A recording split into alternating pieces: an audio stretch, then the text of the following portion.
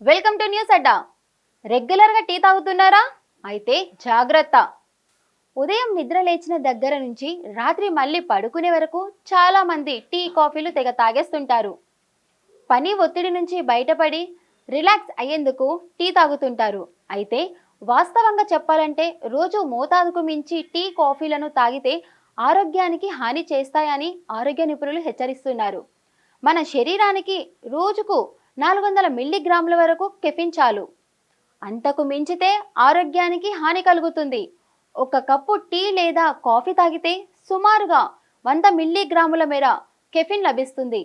Tea లేదా coffee ఏదైనా సరే రోజుకు 4 కప్పులకు మించకుండా తాగాలన్నమాట. టీ కాఫీలను అధికంగా తాగడం వల్ల ఆందోళన, ఒత్తిడి వంటి సమస్యలు కలుగుతాయి. నాడి మండల వ్యవస్థ ప్రభావితం అవుతుంది. మనం చీకటి పడగానే ఆటోమేటిక్గా నిద్రిస్తాం.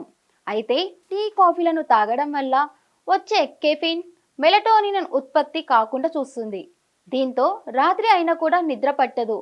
టీ కాఫీలను అధికంగా తాగితే కొందరికి దీర్ఘకాలంలో జీర్ణాశయంలో అల్సర్లు ఏర్పడే ప్రమాదం ఉందని వైద్య నిపుణులు హెచ్చరిస్తున్నారు. వీటిని అధికంగా సేవిస్తే గుండె కొట్టుకునే వేగం పెరుగుతుంది. కొందరికి తలనొప్పిగా ఉంటుంది, వికారంగా కూడా అనిపిస్తుంది. టీ కాఫీలను అధికంగా సేవించడం వల్ల డీహైడ్రేషన్ బారిన పడతారు. మూత్ర విసర్జనకు తరచూ వెళ్లాల్సి వస్తుంది. ముఖ్యంగా రాత్రిపూట నిద్రకు ఆటంకం కలుగుతుంది. ఈ పానీయాలను అధికంగా సేవిస్తే శరీరం మనం తినే ఆహారంలో ఉండే ఐరన్ను శోషించుకోలేదు. దీంతో రక్తహీనత తలెత్తుతుంది. దంతాలపై ఉండే ఎనామిల్ పొర కూడా క్రమంగా క్షీణిస్తుంది.